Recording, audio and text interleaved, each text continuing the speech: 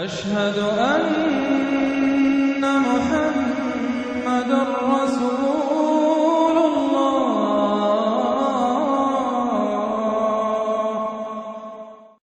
سورۃ المجادلہ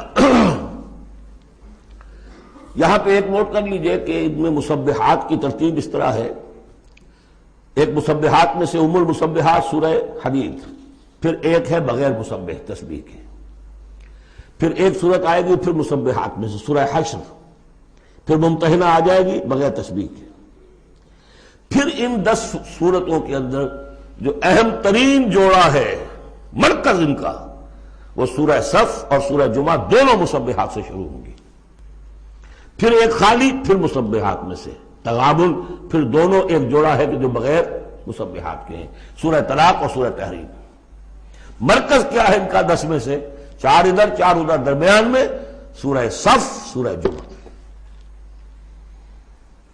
یہ سورہ مبارکہ جو ہے، اب اس کا اصل مضمون کیا ہے وہ پہلے سمجھ لیجئے، پھر ہم شروع کرتے ہیں. اس میں شروع میں تو ایک ضمنی طور پر سمجھیے، معاشرتی معاملات میں سے، آئلی قوانین میں سے ایک خاص بات ہے جس کے لیے یہاں 5 آیتیں غالباً آئی ہیں. 5 ہیں یا 4 ہیں؟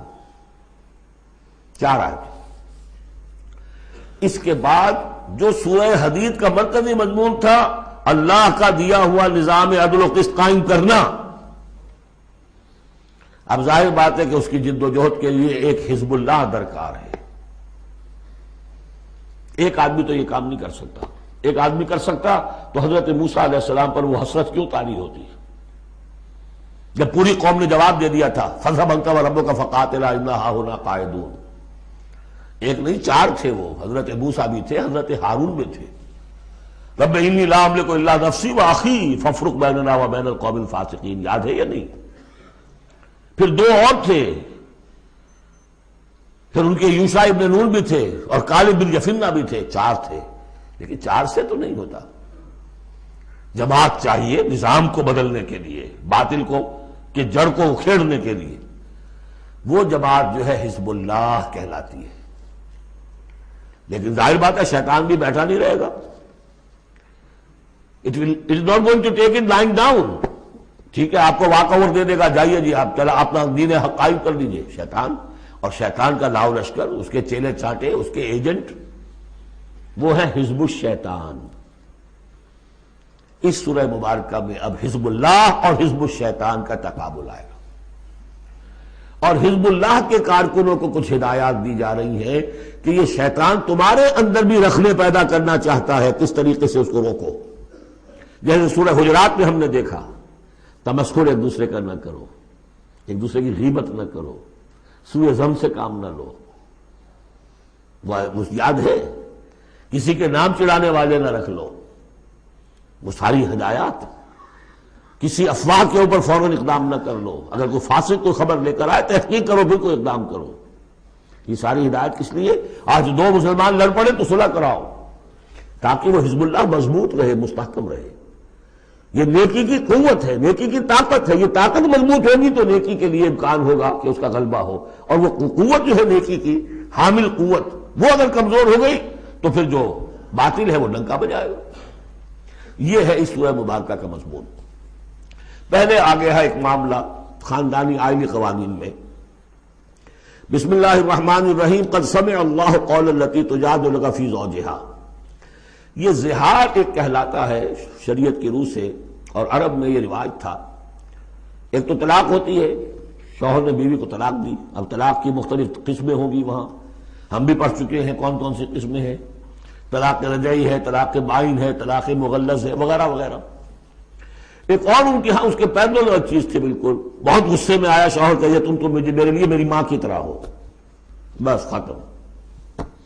اب قیامت تک وہ اس کے لیے حلال نہیں ہو سکتی. وہ اس کے لیے حلالہ بھی کوئی نہیں. طلاق مغلظ کے لیے تو پھر بھی کوئی حلالہ ہے، اس کے لیے حلالہ بھی نہیں تھا. یا کہہ دیا ماں کی پیٹھ کی طرح ہو، ماں کے جسم کے کسی حصے سے تشبیہ دے دی. اب تو تم میرے لیے تو میری ماں کے فلاں چیز کی طرح ہو، گویا کہ اب میں تمہارے ساتھ کوئی تعلق نہیں رکھ سکتا. مستقل جدائی ہو گئی. اس کو زہار کہتے ہیں. یہ واقعہ پیش آ گیا. صحابہ میں سے ایک صاحب تھے اوس بن ثابت. انہوں نے اپنی بیوی خولہ بنت ثعلبہ کے ساتھ زہار کیا. بچے تھے چھوٹے چھوٹے، وہ آئی روتی پیٹتی حضور کے پاس کہ حضور یہ کر دیا اوس نے، میں کیا کروں گی اب، یہ میرے چھوٹے چھوٹے بچے ہیں، یہ رل جائیں گے۔ حضور نے کہا میں تو، میرے پاس تو کوئی ابھی قرآن میں کوئی حکم نہیں آیا ہے، میں کیا بتاؤں تمہیں، جب تک کہ قرآن کی طرف سے وحی نہ آئے میں کچھ نہیں بتا سکتا۔ وہ چیخ رہی ہے، حضور سوچئے تو صحیح میں کروں کیا، کہاں جاؤں، ان بچوں کو لے کر کہاں جاؤں میں، یہ ہلاک ہو جائیں گے بچے۔ اور پھر کبھی کہے اے اللہ بھیج جلدی سے کوئی میرے لیے راستہ بھیج۔ اس کیفیت میں پھر یہ وحی نازل ہوئی، قد سمع اللہ قول التی تجادلک فی زوجہا، اللہ نے سن لی ہے اس عورت کی بات جو اے نبی آپ سے جھگڑ رہی ہے اپنے شوہر کے بارے میں، وتشتکی الی اللہ، اور اسی میں وہ اللہ سے فریاد بھی کر رہی ہے کہ اللہ میرے لیے راستہ پیدا کر۔ واللہ یسمع تحاورکما، اور اللہ سن رہا تھا اے نبی آپ کے اور اس کے مابین جو گفتگو ہو رہی تھی، جو کنورسیشن ہو رہی تھی۔ واللہ یسمع تحاورکما ان اللہ سمیع بصیر، اللہ سمیع ہے، سب کچھ سننے والا، بصیر ہے، سب کچھ دیکھنے والا۔ لہذا اب اس خولہ بنت ثعلبہ کی اس فریاد پر اللہ تعالیٰ کی طرف سے رحمت کا دریا جوش میں آیا، مستقل قانون کی حیثیت سے قانون شریعت میں یہ چیز شامل کر دی گئی۔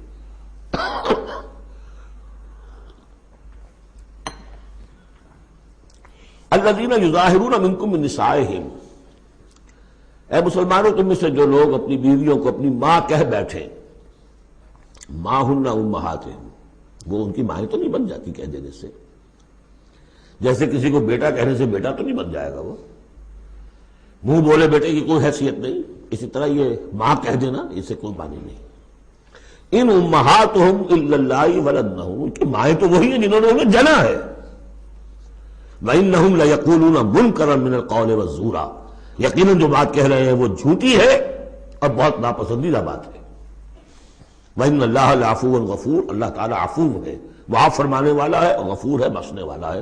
چونکہ ابھی تک یہ رواج تھا، چل رہا تھا، لہذا اگر اوس سے یہ بات ہو گئی ہے تو اللہ معاف کرے گا انہیں، اور جس سے بھی ہوئی ہے اس وقت اللہ معاف کرے گا، لیکن اب جو ہے قانون آ رہا ہے۔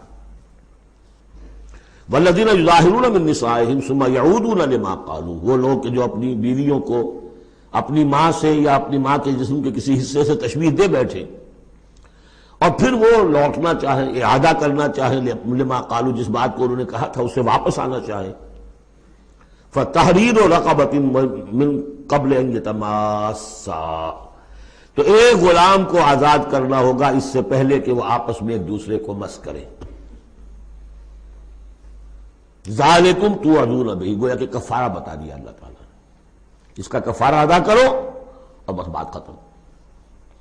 ذالکم توعدون بہ، یہی ہے جس کا کہ تمہیں باعث کہا جا رہا ہے، نصیحت کی جا رہی ہے، ہدایت دی جا رہی ہے۔ واللہ بما تعملون خبیر، اور جو کچھ تم کر رہے ہو اللہ اس سے باخبر ہے۔ ومن لم یجد، تو جو کوئی نہ پائے، کوئی غریب آدمی ہے جس کی یہ حرکت ہو گئی ہے اور وہ ایک اب اس کے پاس کوئی غلام نہیں ہے، اب غلام خریدے پھر آزاد کرے، اس کے پاس پیسہ نہیں ہے، فمن لم یستطع فمن لم یجد فصیام شہرین متتابعین من قبل یتماسا، جس کے پاس نہ ہو یہ اتنی مقدرت تو وہ 2 مہینوں کے روزے رکھے متواتر لگاتار، اس سے پہلے کہ وہ آپس میں ایک دوسرے کو چھوئیں۔ اب یہ بھی بہت سخت سزا ہے، 2 مہینے کے روزے متواتر، بیچ میں کوئی چھوٹے نہ۔ فمن لم یستطع، ایسا بھی ہو سکتا ہے کسی میں اتنی ہمت نہ ہو، کوئی اتنا ضعیف ہے، کوئی بیمار ہے، کسی کو ڈائبٹیز ہے، کچھ اور ہے، وہ روزے نہیں رکھ سکتا۔ فمن لم یستطع فاطعام 60 مسکینا، تو 60 مسکینوں کو کھانا کھلانا، ایک روز کی روزی جو ہے، اور وہ ہو بھی من اوسط ما تطعمون اہلیکم، وہ کھانا ہو گئی تم اپنے اہل و عیال کو کھلاتے ہو، وہ اوسط کھانا۔ ذالک لتؤمنوا باللہ ورسولہ، یہ اس لیے ہے تاکہ تم یقین کرو اللہ پر، اس کے رسول پر۔ میں کافی عرصے تک اور کافی تلاش بھی میں نے کیا کہ اس کا مفہوم کیا ہے، یہ تمہیں دیا جا رہا تاکہ تم ایمان رکھو اللہ پر، اس کے رسول پر، کیا مطلب ہوا؟ بات سمجھ میں آ گئی۔ واقعہ یہ کہ جب کوئی شخص کفارہ ادا کرتے ہوئے یہ سختی جھیلتا ہے، اس خیال کے ساتھ کہ اللہ کا قانون ہے تو اس کے ایمان میں اضافہ ہوتا ہے، یقین بڑھے گا، اس کا مشقت کر رہا ہے۔ جیسے کہ ایمان سے عمل صالح پیدا ہوتا ہے، عمل صالح سے بھی ایمان پیدا ہوتا ہے۔ یہی بات سورہ حجرات میں ہم دیکھ آئے تھے، یمنون علیک ان اسلموا قل لا تمنوا علی اسلامکم بل اللہ یمن علیکم ان ہداکم للایمان ان کنتم صادقین۔ ایمان کے راستے پر اللہ تمہیں لے آیا ہے، اسلام میں داخل ہو گئے ہو تو ایمان تک بھی پہنچ جاؤ گے، اور یہ اللہ کا بڑا احسان مانو۔ تو فرمایا ذالک لتؤمنوا باللہ ورسولہ، یہ اس لیے ہے تاکہ تم ایمان پوری طرح تمہارے اندر ایمان اور راسخ ہو جائے اللہ پر اور اس کے رسول پر۔ وتلک حدود اللہ، یہ اللہ کی حدود ہے۔ وللکافرین عذاب علیم، اور کافروں کے لیے بہت دردناک عذاب ہے۔ ان الذین یحادون اللہ ورسولہ کبتوا کما کبت الذین من قبلہم وقد انزلنا آیات بینات وللکافرین عذاب مہین۔ صدق اللہ العظیم۔ جیسا کہ میں عرض کر چکا ہوں، سورہ حدید میں اللہ تعالیٰ کے لائق دیے ہوئے نظام عدل و قسط کے قیام کو، انبیاء کرام کی بعثت، کتابوں کے نزول اور جو میزان اللہ نے عطا فرمائی ہے اس کا مقصد قرار دیا گیا۔ ظاہر بات ہے کہ اس نظام عدل و قسط کو قائم کرنے کے لیے جد و جہد ایک سعی کرنی پڑے گی، اور اس میں یقیناً رکاوٹ ڈالی جائے گی ان لوگوں کی طرف سے کہ جو ایک غیر عادلانہ نظام میں مفادات اٹھا رہے ہوں، جن کو کہ کچھ پریولیجز حاصل ہوں۔ مثلا فرض کیجئے کسی معاشرے کے اندر سیاسی ریپریشن ہے، جبر ہے، ظاہر بات ہے کہ وہ ڈکٹیٹر ہیں، کچھ لوگ ہیں کہ جنہوں نے دوسرے لوگوں کو دبایا ہوا ہے، وہ کبھی پسند نہیں کریں گے کہ لوگوں کو ان کے حقوق مل جائیں۔ یا کسی معاشرے کے اندر زیادہ نمایاں چیز جو ہے وہ معاشی استحصال ہے، اکنامک ایکسپلائٹیشن ہے۔ نتیجہ کیا ہوگا کہ ایک طبقہ ہوگا غرباء کا، ہیو ناٹس کا، ایک ہوگا ہیوز کا۔ وہ ہیوز والے جو ہے کبھی نہیں چاہیں گے کہ نظام بدلے، وہ ریزسٹ کریں گے ٹوتھ اینڈ نیل۔ لہذا ایک کشاکش، ایک تصادم ناگزیر ہے۔ اس تصادم کے لیے دو گروہ نمایاں ہوتے چلے جائیں گے، ایک جو اللہ کے دین کے پر ایمان رکھنے والے اور جنہوں نے اپنی زندگیوں کو اس کام کے لیے وقف کر دیا ہو کہ اللہ کے دین کو نافذ کریں، دوسرے وہ کہ جو ان کی مخالفت کریں گے۔ اب ان دونوں کی کشاکش اور دونوں کے لیے علیحدہ علیحدہ عنوان ہیں جو تجویز کیے جا رہے ہیں سورہ مجادلہ میں۔ ارشاد ہوا ان الذین یحادون اللہ ورسولہ، یہ یحادون یہ بھی حدید سے ہی بنا ہے، محاددہ باب مفاعلہ، جیسے جوہد سے مجاہدہ تو محاددہ مقاتلہ باب مفاعلہ، یعنی سخت مخالفت، پوری طاقت کے ساتھ مخالفت۔ یقیناً وہ لوگ جو پوری قوت کے ساتھ مخالفت کرنے پر تل گئے ہیں اللہ کی اور اس کے رسول کی، اور ظاہر بات ہے کہ اللہ اور اس کے رسول سے مراد اللہ کا دین ہے۔ اللہ تعالیٰ کی ایک تکوینی حکومت تو پوری دنیا میں ویسے ہی قائم ہے، اللہ کی کوئی کیا مخالفت کرے گا؟ اللہ کے رسول صلی اللہ علیہ وسلم سے بھی ذاتی پرخاش کسی کو کچھ نہیں تھی، کوئی ذاتی چپکلش نہیں تھی، جیسا کہ سورہ انعام میں ہم نے پڑھا ہے وَلَٰكِنَّ الظَّالِمِينَ بِآيَاتِ اللَّهِ يَجْحَدُونَ، یہ تو اللہ کی آیات کا انکار کر رہے ہیں۔ اے نبی جنگ آپ سے نہیں ہے ان کی، وہ تو ہمارے دین سے ہے۔ تو یعنی وہ لوگ کہ جو پوری قوت کے ساتھ مقابلہ کر رہے ہیں، مخالفت کر رہے ہیں اللہ کی اور اس کے رسول کی، یعنی اس کے دین کی اور اس کے دین کے قیام کی۔ دین بھی اگر رکھا رہے کتابوں میں لکھا ہوا اور مزید پی ایچ ڈیز اس پہ آپ کرتے رہیے، کتابیں لکھتے رہیے، تو انہیں کوئی اعتراض نہیں، لیکن جب آپ یہ کہیں گے کہ اس دین کو قائم کرنا ہے تو یہ ہے بات کہ جو بہرحال ٹھنڈے پیٹوں برداشت نہیں کی جا سکتی۔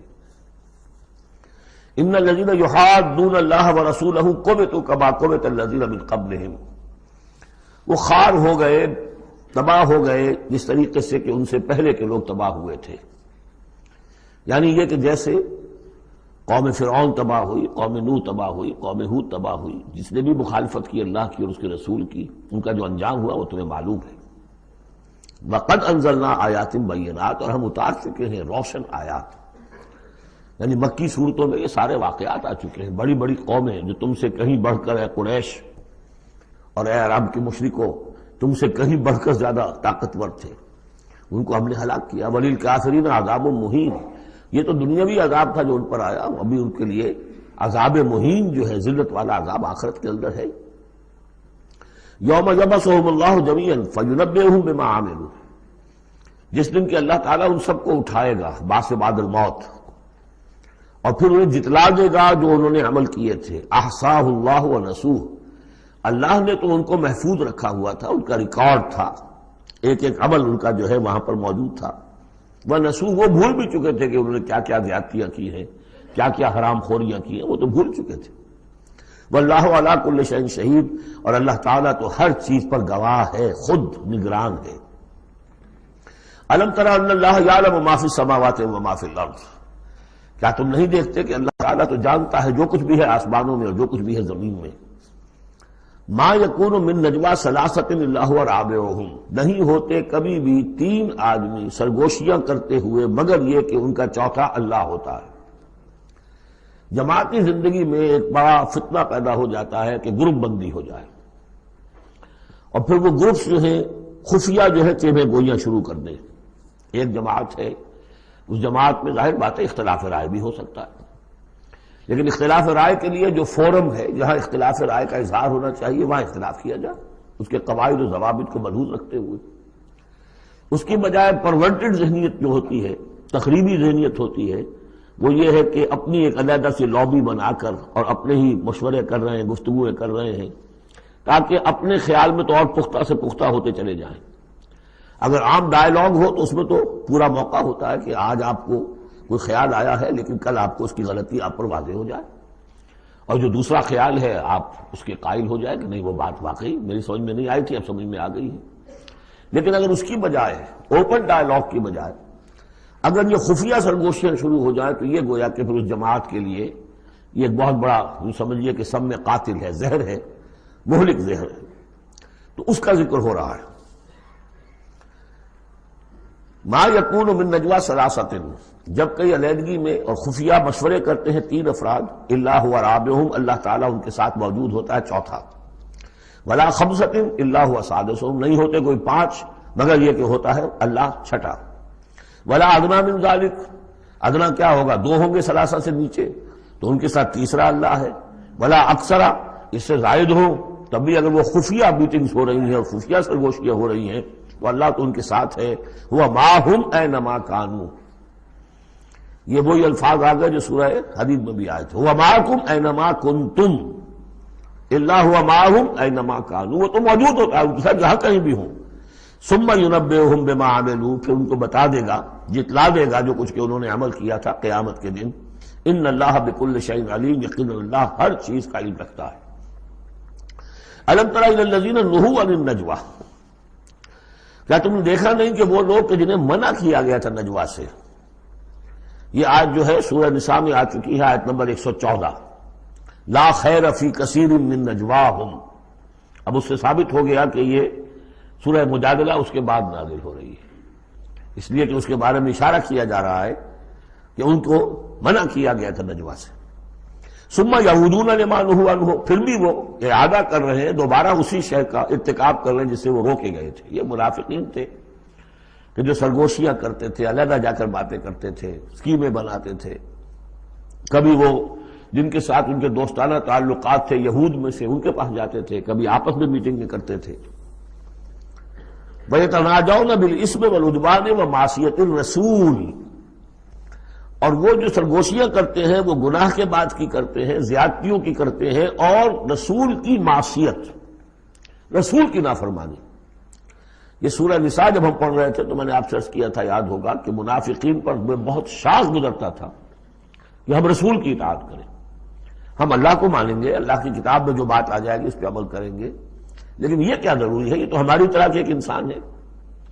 پھر ہم سورہ قتال میں دیکھ چکے ہیں کہ انہوں نے از خود ایک مہم جوئی شروع کر دی ہے. کیا ضرورت تھی یہ چھیڑ چھاڑ کیوں کی قریش کے ساتھ، کیوں جنگوں کا سلسلہ شروع کیا، جس کے لیے کہ یہ مصیبت جو ہے بڑھتی چلی گئی.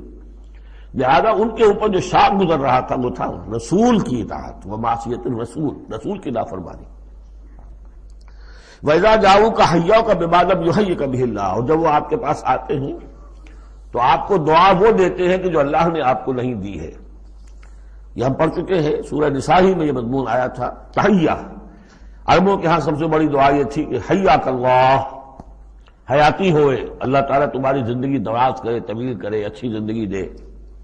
تو اس طرح کی بات ہے، لیکن وہ جب آتے تھے اس کے بعد اسلام میں اب جو گریٹنگز ہیں وہ السلام علیکم، لیکن وہ جب آتے تھے تو السلام علیکم، السلام علیکم، سام کی معنی موت ہے، اے نبی آپ پر موت پڑے، اے مسلمانوں تم پر موت پڑے۔ لہذا وَإِذَا جَاءُوكَ حَيَّوْكَ بِمَا لَمْ يُحَيِّكَ بِهِ اللَّهُ وَيَقُولُونَ فِي أَنفُسِهِمْ، اب دیکھیے نفسیاتی بات ہے، دل ہی دل میں وہ کہتے تھے پھر لولا يعذبنا الله بما نقول، اللہ ہمیں عذاب کیوں نہیں دے رہا ہمارے اس کہنے پر۔ اس کا کیا مطلب ہے؟ یہ رسول نہیں ہے۔ اگر رسول ہوتے تو ہماری اس گستاخی پر فوراً ہماری زبانیں کھینچ لیتا اللہ تعالیٰ۔ یہ ہے وہ چیز جس سے کہ ہم نے سورہ حدید میں دیکھا تھا کہ پھر وہ جو تھوڑی بہت پونجی ایمان کی ہوتی ہے وہ بھی برف کی طرح پگھلنی شروع ہو جاتی ہے، زائل ہونی شروع ہو جاتی ہے۔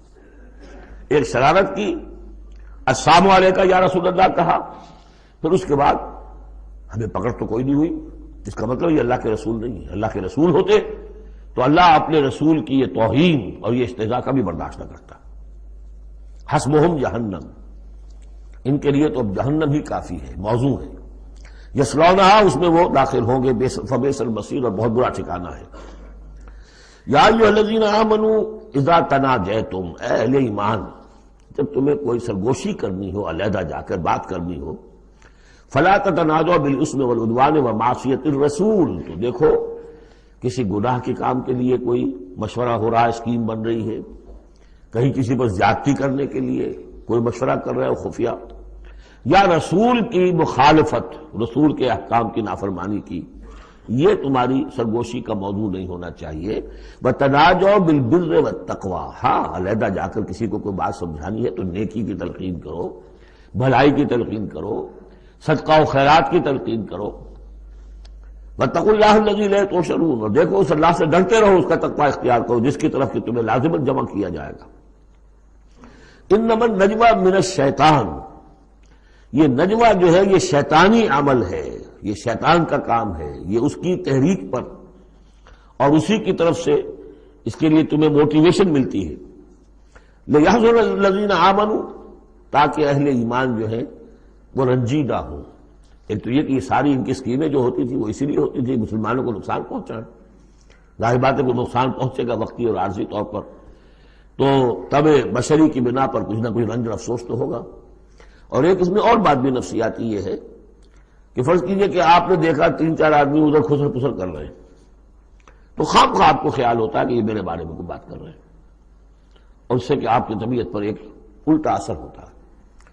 کبھی کبھی خاص طور پر ایسا بھی ہوتا ہے کہ آپ کی طرف کسی نے دیکھ بھی لیا مسکرا کے، اور یہ در حقیقت انہیں ستانے کے لیے، چڑھانے کے لیے۔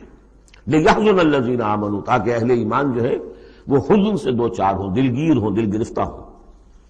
وَلَيْسَ بِضَارِّهِمْ شَيْئًا، حالانکہ یہ شیطان کوئی ضرر نہیں پہنچا سکتا انہیں کچھ بھی، إِلَّا بِإِذْنِ اللَّهِ، مگر اللہ کے اذن سے۔ اللہ کی طرف سے کوئی آزمائش آنی ہے تو آئے گی، کوئی روک نہیں سکتا، لیکن شیطان اپنے ارادے سے، اپنے اختیار سے کوئی ضرر نہیں پہنچا سکتا۔ وَعَلَى اللَّهِ فَلْيَتَوَكَّلِ الْمُؤْمِنُونَ، اور اہل ایمان کو توکل کرنا چاہیے صرف اللہ پر۔ اہل ایمان کا توکل اور بھروسہ، یہ کچھ نہیں ہوگا ان کے کیے، تم اپنا فرض ادا کرو، اللہ تعالیٰ تمہارے ساتھ ہے۔ یا ایھا الذین آمنوا اذا قیل لکم تفصحوا فی المجالس فافصحوا یفصح اللہ لکم، یہ بھی ان منافقین کا طرز عمل تھا کہ مجالس میں جب حضور کی عام مجلس ہے تو اس میں 3-4 آدمی ذرا قریب ہو کر ایک گچھا سا بن کر بیٹھے ہوئے، اور جو بات ہو رہی ہے حضور فرمائے ساتھ ساتھ وہ فقرے بھی چست کرتے جا رہے ہیں۔ پھر یہ کہ وہ علیحدہ بیٹھتے تھے کہ ہمارے فقرے کے سچے مسلمان نہ سن لے کہیں، تب تو پکڑ ہو جائے گی ہماری۔ تو گویا کہ ایک گچھا سا بن کر وہ بیٹھے ہوئے ہیں، بہت قریب قریب ہو کر، اپنا ایک علیحدہ سالقہ بنا کر۔ تو اس کے لیے اگر ان سے کہا جاتا کھل کر بیٹھو، اس طریقے سے یہ جگہ جگہ پر علیحدہ گروپ بنا کر نہ بیٹھو، کھل کر بیٹھو، معلوم ہو کہ ایک اجلاس ہے، ایک اجتماع ہو رہا ہے۔ فافصحوا تو تم کھل کے بیٹھا کرو، اللہ تعالیٰ تمہارے لیے کشادگی پیدا کر دے گا۔ بڑی عمدہ انداز ہے نصیحت کا۔ وَإِذَا قِيلَ انشُزُوا فَانشُزُوا يَرْفَعِ اللَّهُ الَّذِينَ آمَنُوا مِنكُمْ، اور جب کہا جائے کہ اٹھ کھڑے ہو تو چلے جایا کرو، اٹھ جایا کرو۔ یہ بھی ہوتا تھا کہ ایک میٹنگ ہے، مشورہ ہے، گفتگو ہوئی ہے، کوئی مسئلہ طے ہو گیا ہے، اب ہمیں اقدام کرنا ہے، یہ فیصلہ کرنا ہے۔ اب یہ کہ جب مجلس برخاست ہوئی وہ بیٹھے ہوئے وہیں پر کچھ ایک گروپ بنا کر اب اس کے اوپر تبصرے ہو رہے ہیں، یہ بھی در حقیقت بحیثیت مجموعی جماعت کے اندر ایک سوء ظن کی سی فضا پیدا کرنے والی شے ہے۔ اب جب اجتماع تھا، بیٹھے تھے، اجتماع ختم ہو گیا، اب جائیے۔ جب کہا جائے کہ اٹھ جاؤ تو اٹھ جایا کرو، اٹھ کھڑے ہوا کرو۔ یرفع اللہ الذین آمنوا منکم، اللہ تعالیٰ تم میں سے جو واقعی اہل ایمان ہے ان کے درجات بلند کرے گا۔ والذین اوتوا العلم درجات، اور جن کو اللہ تعالیٰ نے علم دیا ہے، حقیقی علم دیا ہے، ان کے درجات بلند کرے گا۔ واللہ بما تعملون خبیر، اور اللہ تعالیٰ جو کچھ تم کر رہے ہو اس سے باخبر ہے۔ یا ایھا الذین آمنوا اذا ناجیتم الرسول فقدموا بین یدی نجواکم صدقہ، اہل ایمان جب تم رسول سے کوئی تنہائی میں بات کرنا چاہو تو ذرا اپنی اس علیحدگی کی بات سے پہلے کو صدقہ دیا کرو۔ اب اس کا بھی پس منظر سمجھیے، یہ چیزیں سمجھ میں نہیں آ سکتی اگر جماعتی ایک شکل سامنے نہ ہو اور اس میں ایک جد و جہد کی شکل۔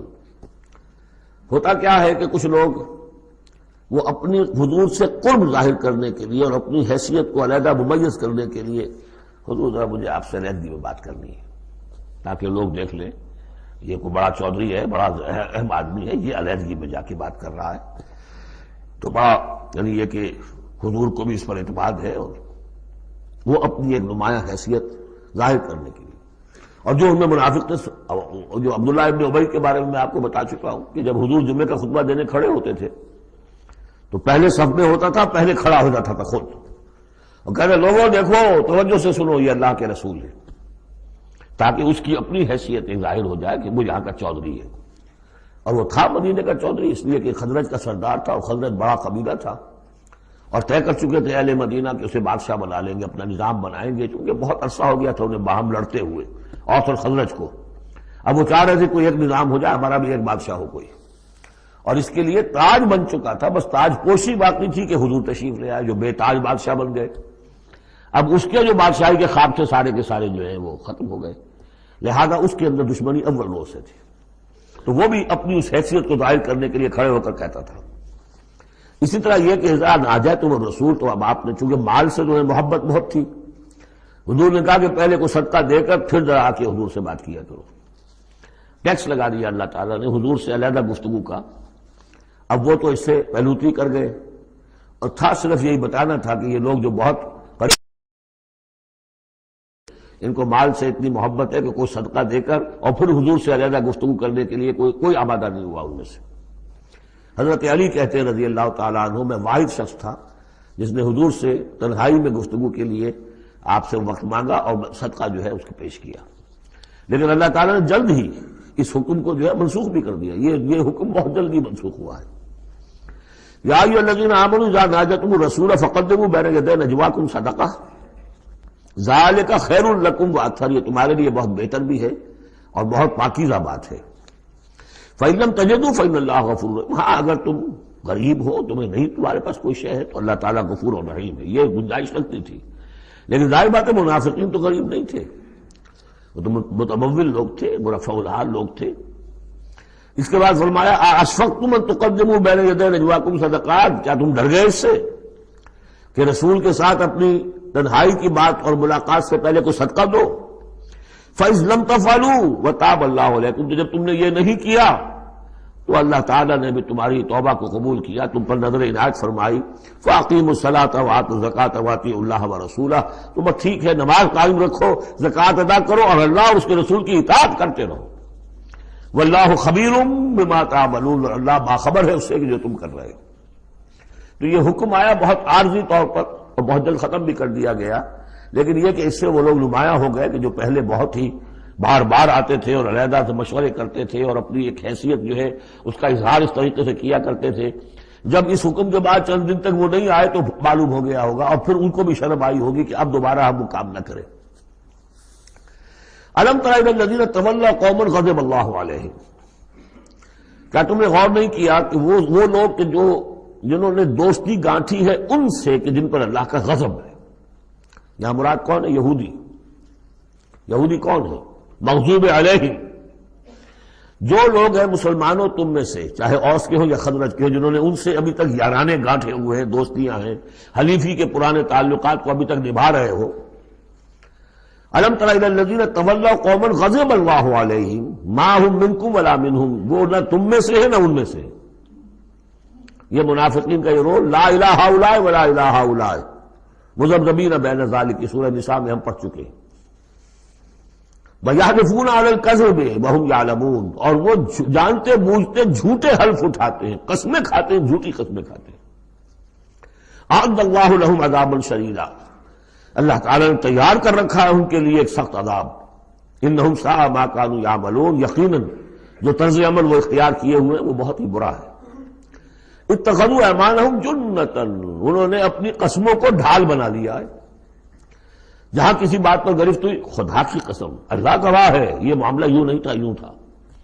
اب دوسرا شخص جو ہے شریف مسلمان ہے، وہ مروت میں آ کے اللہ کی قسم کھا رہا ہے تو کم سے کم چپ تو ہو جاتا تھا. اب میں کیا کروں؟ لہذا انہوں نے قسموں کو اپنی ڈھال بنا دیا. فصدوا عن سبیل اللہ، تو وہ رکتے بھی ہیں، روکتے بھی ہیں اللہ کے عذاب سے، اللہ کے راستے سے. فلہم عذاب مہین، تو ان کے لیے اہانت آمیز عذاب ہے. لن تغنی عنہم اموالہم ولا اولادہم من اللہ شیئا، ان کے کچھ کام نہیں آئیں گے، نہ ان کے اموال نہ ان کی اولادیں، من اللہ کے مقابلے میں کچھ بھی. اولئک اصحاب النار، یہ حقیقتاً جہنمی ہیں، ہم فیہا خالدون، اور اس میں ہمیشہ ہمیشہ رہیں گے. بظاہر کون ہے؟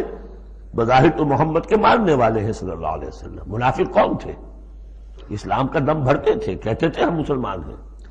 جو سورہ منافقون آئے گی اسی سلسلے میں، قسمیں کھاتے تھے. اذا جاءک المنافقون قالوا نشهد انک لرسول اللہ واللہ یعلم انک لرسولہ واللہ یشهد ان المنافقین لکاذبون. یہ منافق جو کہہ رہے ہیں جھوٹ کہہ رہے ہیں، حالانکہ بات تو کہہ رہے ہیں سچی ہے کہ آپ اللہ کے رسول ہیں، بات سچی کہہ رہے ہیں لیکن ہیں جھوٹے، اس لیے کہ ان کے دل میں آپ پر ایمان نہیں ہے. یوم یبعثہم اللہ جمیعا، جس دن کہ اللہ تعالیٰ ان سب کو اٹھائے گا. فَيَحْلِفُونَ لَهُ كَمَا يَحْلِفُونَ لَكُمْ، تو وہ اللہ کے سامنے بھی اسی طرح کی جھوٹی قسمیں کھائیں گے جیسے کہ آج تمہارے سامنے کھا رہے ہیں. یعنی یہ کہ ان کی عادت جھوٹی قسمیں کھانے کی اتنی پختہ ہو جائے گی کہ تمہارے سامنے جس طرح کی جھوٹی قسمیں کھاتے ہیں ایسی جھوٹی قسمیں اللہ کے سامنے کھائیں گے، وہاں بھی جا کر یہ چوکنے والے نہیں. یحلفون لکم، جیسے تمہارے یہ قسمیں کھاتے ہیں. یحسبون انہم علی شیء، سمجھیں گے کہ ہم ہیں کسی نہ کسی بات پر، ہماری بھی کوئی حیثیت ہے. بہرحال ہم نے بھی کچھ نہ کچھ تو کام کیا تھا، ہم نے نمازیں پڑھی تھی، ہم نے روزے رکھے تھے، ہم نے آخر ایک وقت میں ہم اسلام قبول کیا تھا ہم نے. وَيَحْسَبُونَ أَنَّهُمْ عَلَىٰ شَيْءٍ أَلَا إِنَّهُمْ هُمُ الْكَاذِبُونَ، آگاہ ہو جاؤ کہ وہ حقیقت میں جھوٹے ہیں. استحوذ علیہم الشیطان، شیطان نے ان کو اپنے قابو میں کر لیا ہے، شیطان نے قابو پا لیا ہے ان پر. فانساہم ذکر اللہ، اور انہیں غافل کر دیا ہے، بھلا دیا ہے انہیں اللہ کی یاد. اولئک حزب الشیطان، جان لو کہ یہ ہے شیطان کی پارٹی. یعنی شیطان کی پارٹی جو ہے، ایک تو وہ ہے کہ جو کھلم کھلا سامنے سے وار کرنے والے ہیں. مشرکین مکہ تھے، کھلم کھلا جو بھی کر رہے تھے حضور کے خلاف، کھلم کھلا اقدام تھا. انہوں نے اپنی گردنیں کٹوائی اپنے باطل معبودوں کے لیے، اپنے دین کے لیے، اپنے جو بھی ان کے توہمات تھے ان کے لیے. ایک یہ تھے یہودی، اور تیسرے تھے جو مسلمانوں کے اندر یہ ففتھ کالمسٹ عنصر جو تھا کہ جو منافقین پر مشتمل تھا. ان کا اور معاملہ کھل کر آئے گا مزید اگلی صورت میں سورہ حشر میں. یہ وہ لوگ ہیں جو مسلمانوں کے اندر ہوتے ہوئے حزب الشیطان کے اصل میں رکن تھے. اولئک حزب الشیطان الا ان حزب الشیطان هم الخاسرون، آگاہ ہو جاؤ کہ یہ شیطان کی پارٹی والے جو ہیں حقیقت میں یہی ہوں گے خسارے میں، یہی رہیں گے گھاٹے میں، یہی ہوں گے تباہ و برباد. اب یہ سائملٹینیس کنٹراسٹ ہے. جب حزب الشیطان کی یہ کارروائیاں اور ان کے یہ مختلف علامتیں بیان کر دی گئی تو حزب اللہ کا ذکر ہو رہا ہے. ان الذین یحادون اللہ ورسولہ اولئک ورسولہ اولئک فی الاذلین، ابھی انہی کا ذکر جاری ہے. یقیناً وہ لوگ جو مخالفت کر رہے ہیں اور ایڑی چوٹی کا زور لگا رہے ہیں، یحادون اللہ ورسولہ، اولئک فی الاذلین، یہ لوگ ہوں گے جو سب سے زیادہ ذلیل ہو کر رہیں گے، سب سے زیادہ ذلیل، اذل۔ اور سمجھ لیجئے کہ یہی بات سورہ نساء میں ہے، ان المنافقین فی الدرک الاسفل من النار، یقیناً منافقین جو ہے وہ آگ کے سب سے نچلے طبقے میں ہوں گے۔ اب وہ مضمون آ گیا ہے جو اس سے پہلے سورہ صافات میں بھی آ چکا ہے، اور بہت اہم ہے یہ مضمون، اور اہم مضامین میں نے کئی مرتبہ عرض کیا قرآن مجید میں کم سے کم 2 جگہ ضرور ہوتے ہیں۔ کتب اللہ لأغلبن انا ورسلی، اللہ نے طے کر دیا ہے، لکھ دیا ہے، میں لازماً، میں اور میرے رسول غالب آئیں گے۔ سورہ صافات میں ہم پڑھ چکے ہیں، وَلَقَدْ سَبَقَتْ كَلِمَتُنَا لِعِبَادِنَا الْمُرْسَلِينَ إِنَّهُمْ لَهُمُ الْمَنْصُورُونَ وَإِنَّ جُنْدَنَا لَهُمُ الْغَالِبُونَ۔ یہ بات تو ہماری طرف سے پہلے ہی سے طے شدہ ہے کہ جنہیں بھی ہم رسول بنا کر بھیجیں گے ان کے بارے میں ہمارا یہ قانون ہے، اٹل ہے۔ وَلَقَدْ سَبَقَتْ كَلِمَتُنَا لِعِبَادِنَا الْمُرْسَلِينَ إِنَّهُمْ لَهُمُ الْمَنْصُورُونَ، کہ یقیناً ان کی مدد کی جائے گی۔ وَإِنَّ جُنْدَنَا لَهُمُ الْغَالِبُونَ، وہ تو ہمارا لشکر ہے، حزب اللہ ہے، ہماری پارٹی ہے، رسول اور اس کے ساتھی وہ تو ہماری پارٹی ہے، ہمارا لشکر لازماً غالب آئے گا۔ یہاں بھی فرمایا ان الذین یحادون اللہ ورسولہ اولئک فی الاذلین، وہ تو نہایت ذلیل ہوں گے۔ کتب اللہ لأغلبن انا ورسلی، اللہ نے لکھ دیا کہ میں اور میرے رسول غالب آ کر رہیں گے۔ ان اللہ قوی عزیز، بے شک اللہ تعالیٰ زبردست ہے، زور آور ہے۔ اب اس میں جو لٹمس ٹیسٹ آ رہا ہے حزب اللہ میں ہے کون، اس میں جو سب سے بڑی بات ہے وہ یہ کہ اپنے سابقہ رشتوں کو، چاہے وہ باپ ہو، بیٹا ہو، بھائی ہو، حلیف ہو، دوست ہو، اگر وہ ایمان نہیں لایا اور آپ کے ایمان کی تلوار نے آپ کے اور اس کے درمیان کے رشتے کو کاٹ دیا، تب تو آپ حزب اللہ میں ہیں، اور اگر وہ رشتہ جو ہے لگا رہا آپ کے ساتھ تو آپ حزب اللہ میں نہیں ہیں۔ لٹمس ٹیسٹ یہ ہے، یکسو ہونا۔ لا تجد قوما یؤمنون باللہ والیوم الآخر یوادون من حاد اللہ ورسولہ، تم نہیں پاؤ گے ان لوگوں کو جو حقیقتاً ایمان رکھتے ہوں اللہ پر اور یوم آخر پر کہ وہ محبت کر رہے ہیں ان سے جو مخالفت کرتے ہیں اللہ کی اور اس کے رسول کی۔ سیدھی سی بات ہے۔ ایک وہ کفار ہیں جو انرٹ ہوں، پیسو ہوں، آپ کے خلاف کوئی اقدام نہ کر رہے ہوں، اسلام کے خلاف ان کا معاملہ علیحدہ ہو جائے گا، یہ سورہ ممتحنہ میں آئے گا۔ لیکن وہ لوگ جو ایکٹیو ہیں، ریزسٹ کر رہے ہیں، اسلام کے خلاف جدوجہد کر رہے ہیں، اگر ان کے ساتھ بھی کوئی دوستی کا رشتہ ہے تو پھر حزب اللہ سے آپ خارج ہو گئے۔ لا تجد قوما یؤمنون باللہ والیوم الآخر یوادون من حاد اللہ ورسولہ، نہیں پاؤ گے تم کسی بھی شخص کو جو ایمان رکھتا ہو اللہ پر اور یوم آخر پر کہ وہ محبت کی پینگیں بڑھا رہا ہو ان سے کہ جن کی مخالفت ہے اللہ سے اور اس کے رسول سے۔ وَلَوْ كَانُوا آبَاءَهُمْ، خواہ وہ ان کے باپ ہوں، او ابناہم یا ان کے بیٹے ہوں، او اخوانہم یا ان کے بھائی ہوں، او عشیرتہم یا ان کے رشتہ دار ہوں۔ اب وہی نوٹ کر لیجیے آیت سورہ توبہ کی آیت نمبر 24، قل ان کان آباؤکم وابناؤکم واخوانکم وازواجکم وعشیرتکم واموال اقترفتموها وتجارۃ تخشون کسادها ومساکن ترضونها احب الیکم من اللہ ورسولہ وجہاد فی سبیلہ۔ اللہ کی محبت کے تو آپ بڑے دعوے کر سکتے ہیں، رسول کی محبت کے، رسول کے عشق کے بڑے بڑے دعوے آپ کر سکتے ہیں، لمبے لمبے جلوس نکال سکتے ہیں، بڑی بڑی محفل بیعت منعقد کر سکتے ہیں، نعتوں کے اندر زمین آسمان کے کلامیں ملا سکتے ہیں۔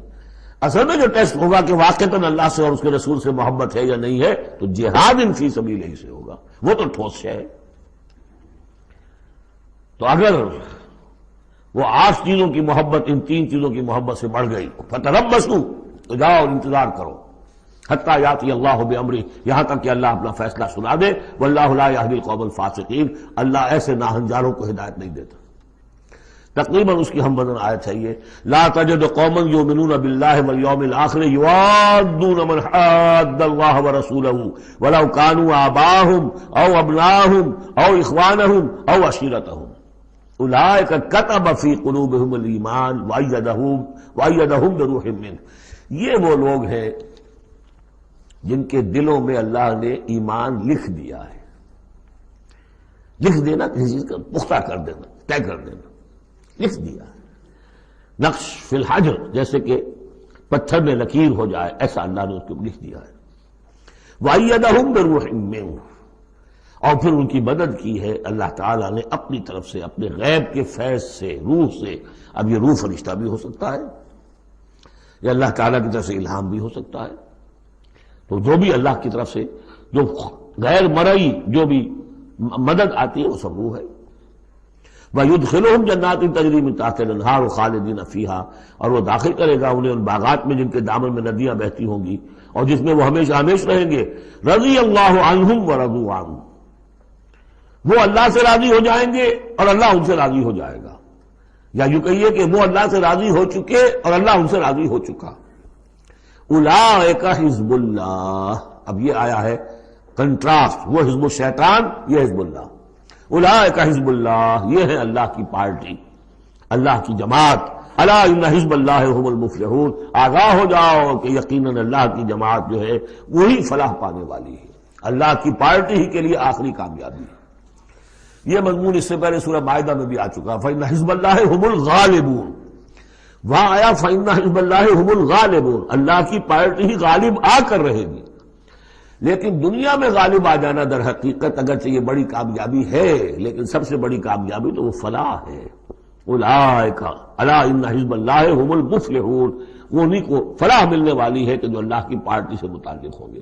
اللہم ربنا اجعلنا منہم، اللہم ربنا اجعلنا منہم، اللہم ربنا اجعلنا منہم، آمین یا رب العالمین۔